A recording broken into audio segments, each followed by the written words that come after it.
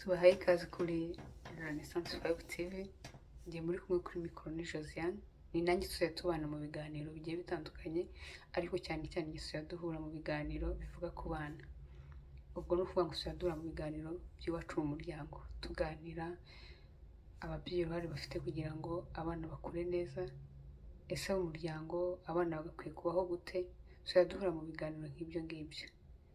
Rero topic bafite kuri uyu munsi biravuga ngo tugire uruhare gutoza abana uturimo twa hato na hato iwacu imuhira.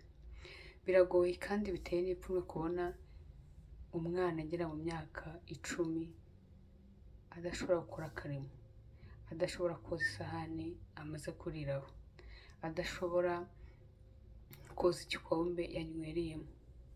Aba ari ikibazo. Icyo gihe iyo umwana agiye muri sosiyete agahura n'urungano, agahura n'abato kuri we, agasanga bazi gukora iyo mirimo, umwana agira ipfunwe, ugasanga no gutinya kugera mu bandi kuko hari tapu aba yarasimbutse ababyeyi batamwigishijemo twa turimo yagombaga gukora, cyangwa se abamurera bamufite mu nshingano bataramwigishije twa turimo umwana yakwiriye gukura azi gukora.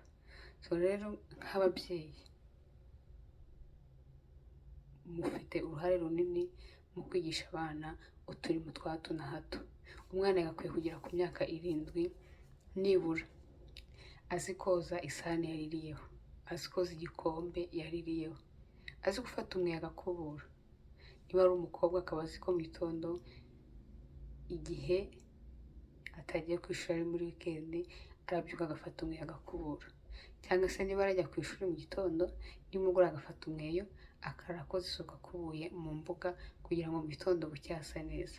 Icyo gihe iyo umwana uri kumutoza utwo turimo twa hato na hato, umwana akura neza, agakura akunda umurimo, agakura afite n'ikinyabupfura, kuko iyo ukuri umutoza wa murimo uba no kumutorezamo n'ibindi byinshi. Hari igihe ababyeyi bakora ikosa gusa baba bumva ko bari kugira neza abana, ariko ntabwo baba bari kubagirira neza, ahubwo hari ikindi kintu baba bari kubaremamo bazagera igihe kikababera imbogamizi, kikabatera n'ipfunwe igihe bari muri sosiyete bari kumwe n'abandi bana. Niba umwana arangije kwiga primaire ukamujyana kujya kwiga muri interna atazi kwifurira, umwana ugiye kwiga secondaire aba atangiye guca akenge, atazi kwifura umwenda w'imbere, atazi kwifurira agashati koroheje, atazi kwifura aga-t-shirt, aba ari ikibazo kuko yageze hariya ku ishuri nta mukozi aba asangayo. Yageze hariya ku ishuri imirimo yose aba agomba kuyikorera. Rero muri cya gihe utamutoje twa turimo twa hato na hato ngo amenye kwifura umwenda w'imbere, amenye gufura umwenda woroheje ariyo ya shati, uzajya usanga abandi bana bamuserereza. Uko bazajya bamuserereza umwana azajya abana n'igikomere adashobora kugusobanurira.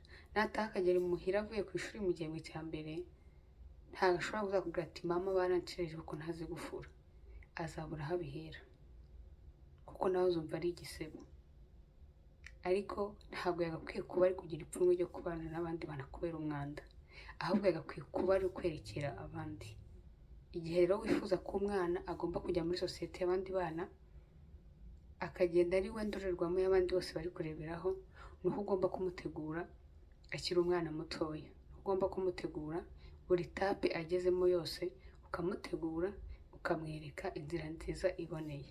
Nidutoza abana batoya gukunda umurimo, gukora uturimo twa hato na hato hato, tuzaba turi kurema ikintu cyiza kandi gifite imbaraga. Abana bazakura bakunda umurimo, bakunda buri kimwe cyose cyabateza imbere, kuko bazaba barahawe amasomo n'inyigisho zibaha gukora ibikwiriye. Niba werekeye umwana uko agomba koza isahani amaze kuriraho, niba werekeye umwana uko agomba koza igikombe amaze kunyweramo, afatiramo inyigisho nyinshi nawe akumva yuko agomba kuzatoza barumuna be kugira ngo nabo bazakure bazi twa turimo twa hato na hato. Tutagiye kure, dufashe nk'urugero nk'abana bakurira mu cyaro, umwana agera ku myaka 7 aba azi guteka inkono y'ibishyimbo, aba azi ingano y'amazi agomba gushyiramo, aba azi buri kimwe cyose agomba gukora kugira ngo bya bishyimbo bishye kandi bidashiririye. Icyo ngicyo aba ari ikintu cyiza. Hari n'abagera kuri iyo myaka bazi kujya guhinga bitewe n'ubuzima bakuriyemo, ariko umwana umutoze, kumutoza umurimo, umutoza kubaha, uko umutoza umurimo, umutoza ikinyabupfura, uko umutoza umurimo, uba umutoza gukura ahagaze neza mu bwenge no mu gihagararo, kuko aba yumva ko hari izindi nshingano nawe agomba kuzakora kandi zizamuteza imbere, akanayobora n'abandi bato kuri we cyangwa se urungano, ababwira ati iki ngiki banyeretse ko bagikora gutya, reka nanjye nkiberekere. Icyo gihe umwana akura neza. Ariko nitubaho tudatoza abana uturimo duto, abana bazakura nta kintu na kimwe bazi.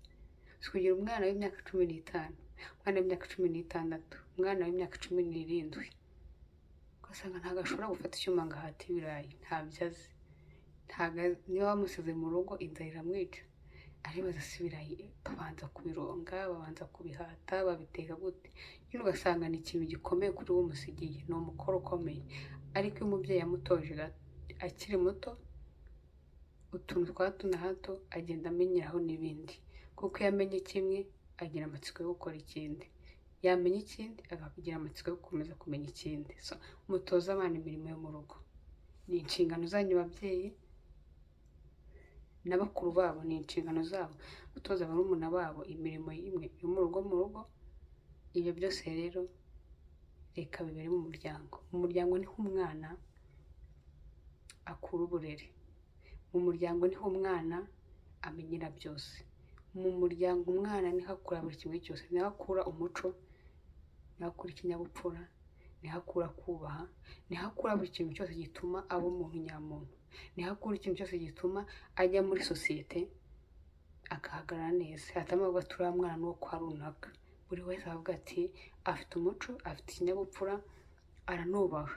Icyo gihe bitera ishema ababyeyi n'umwana bikamutera ishema, kuko aba yararezwe neza, aba yarahawe uburere.